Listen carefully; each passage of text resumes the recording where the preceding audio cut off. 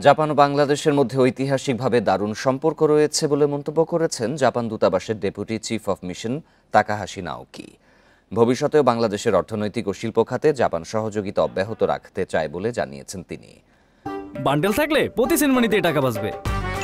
বিকাশ send money bundle কিনে জিতুন প্রতি লেনদেনে। বৃহস্পতিবার দুপুরে চট্টগ্রামের সীতাকুণ্ডে পিএইচপি শিপ ব্রেকিং ও রিসাইক্লিং ইয়ার্ড পরিদর্শনে গিয়ে একথা জানান তিনি। বলেন, সম্প্রতি বাংলাদেশ শিপ রিসাইক্লিং খাতে হংকং কনভেনশনে যোগ দিয়েছে। এতে এই খাতে টেকসই বৈশ্বিক বিনিয়োগের সুযোগ তৈরি হয়েছে। এক্ষেত্রে জাপান সবসময় বাংলাদেশের পাশে আছে বলেও জানান তিনি।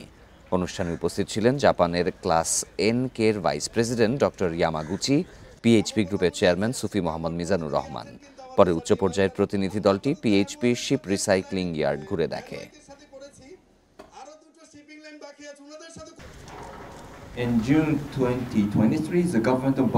বাংলাদেশ গত সপ্তাহে হংকং কনভেনশনে যোগ দিয়েছে, যা শিপ রিসাইক্লিং খাতে দীর্ঘমেয়াদে টেকসই বৈশ্বিক বিনিয়োগকে উৎসাহিত করবে। বাংলাদেশের হংকং কনভেনশনে যোগ দেয়াকে জাপান স্বাগত জানায়।